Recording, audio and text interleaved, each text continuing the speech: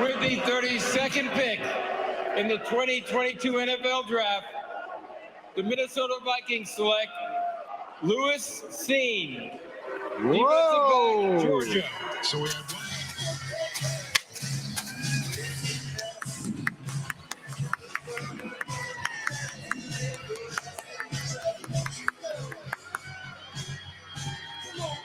Come on, baby. People are like, come on, Kwesi. Let's get nuts. Hey, Lewis Cine. The common thread is all the Georgia players taken during the first round of the draft. Crazy. They got all the way down to the one that I'd never heard of. Lewis Cine. Oh, he's the hard hitter, man. Is he really? Yeah. He's fast. Yeah. It's a 4.38 safety. All right. So Ben Lieber. Ben Lieber holds all the keys here, ladies and gentlemen, because, well, here's why. Because on his unrestricted podcast via the free iHeartRadio app, download it now and talk back now, he had an interview within the last week and change with safety Cam Bynum, second year from Cal. Wonder what old Cam thinks about the Lewis Cine trick. He told me, he's like, listen, I am fully aware of what is going on, but I'm going to approach this thing like I always do. He's always had to fight for every spot, so I don't think it's not going to change who he is and his approach. But this is an interesting pick because Hamilton was there. Yes. At 12. Yes. Okay. Cine is very much a Hamilton, but with speed. So he is an in-the-box player. He's a guy that's going to come down and knock your face off. Yeah. So they must have liked Cine, his ability to run vertically much better than Hamilton, to go all the way down to 32, get a safety that they like, and then get a pick again on the second or tomorrow with the second pick of the day. I didn't see this coming. I really didn't. I thought we were going to go more of a cornerback. I thought we needed more help at cornerback. Yeah. I thought there were higher rated players at cornerback. I also thought there were a couple edge guys that we could have got after. But a lot of people love Lewis Cine. I just didn't think that we prioritized a big, hard-hitting safety that high in the draft. I mean, the safe bet on that is to say that they did not have a top 12 value on Kyle Hamilton. So there's something about him that kept us away from picking it. Because Kwesi said that himself in the pre-draft press conference, was that you got to have, first of all, you got to have 12 names up there, right? You got to have 12 names up on the board of the guys that you would pick at that position. And apparently Kyle Hamilton was not one of those 12 guys, nor Jermaine Johnson or a lot of these other guys that we had a lot of steam on and guys that we liked, coming into this draft. So, Cine he will be a starter. That's at one position, safety position, corner position. You've got a couple, you have that ability now with tomorrow. You just have to sweat that first pick of the second round, and then you still have Christian Watson. Some guys out there. Christian Watson is one of them. What about corner, though?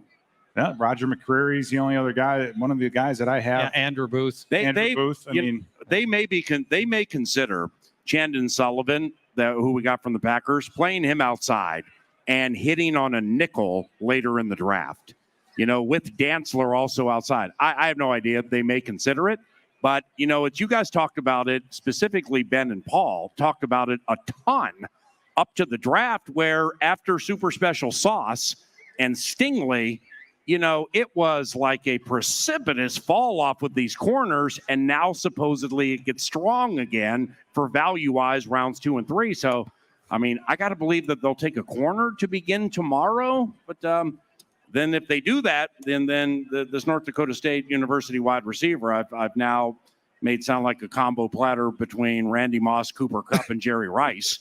I don't know if they'll get him, but if they don't, they don't. We can get the next Lewis Cine. Well, what Lewis Cine brings to the table is some unique traits. He is a very, very fast, coverage-oriented safety. And that'll make for a very intriguing 1-2 punch with Harrison Smith. And it'll be interesting to talk to Kwesi, which we'll do in a couple of minutes, and get his thoughts on the traits that made them like Lewis Cine so much. He's known for his physical play. He's known for timing the ball when it comes to him. He's for a guy that doesn't have a big build, he hits very hard. If you saw some of the highlights, you already saw some of that. And that tells you a little bit about the mentality that he brings to the safety position. And that's, clearly some of the things, obviously, Kwesi was looking for.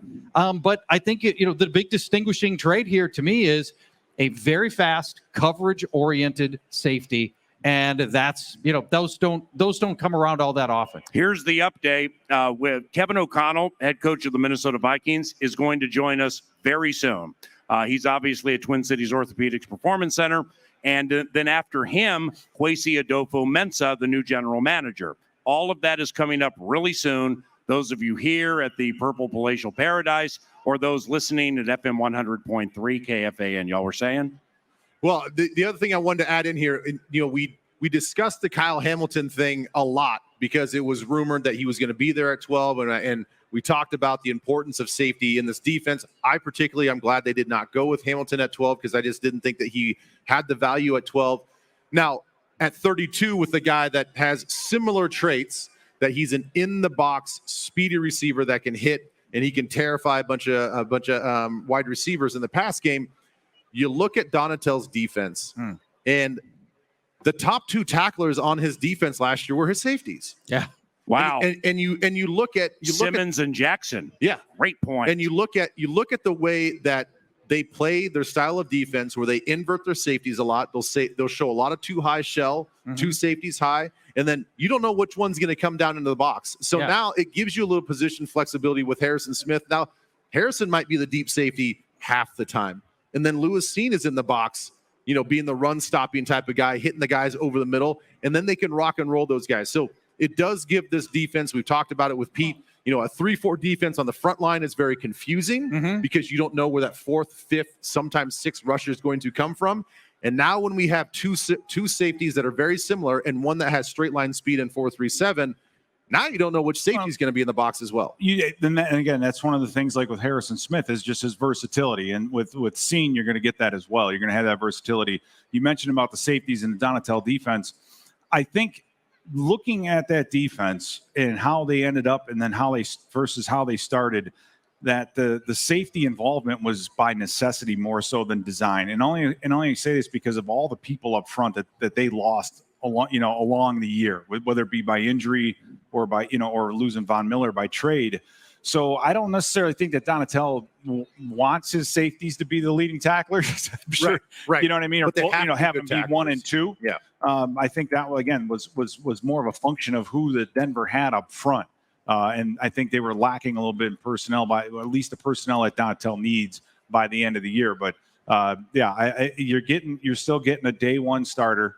Even though you didn't pick 12, you picked at 32.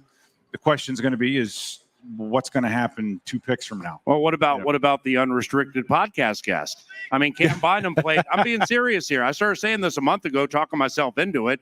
Cam Bynum played 3 years, I believe, of corner at Cal. Yeah. Now he's big and he ain't the fastest thing in the world, but I mean, you're looking for cornerback options. You can move Sullivan and play him different places.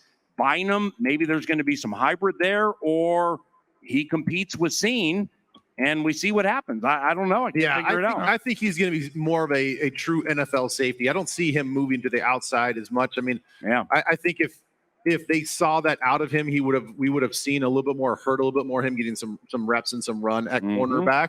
I think safety is probably his spot in the NFL, and I think it's fine. I mean, he's going to provide some depth. Obviously, it's not going to be the starting position for him, but he's a high quality backup that's going to give you great special teams reps and good value if you go back to last year's draft, getting a high quality safety that can give you a lot of stuff on special teams. And there aren't many cornerbacks that make that transition to safety. Some guys will do it later in their career and be more cover guys than they are in the box, but. The interception that he had was an unbelievable play. I mean, he has that about him, and now he's not going to have that pressure. All right,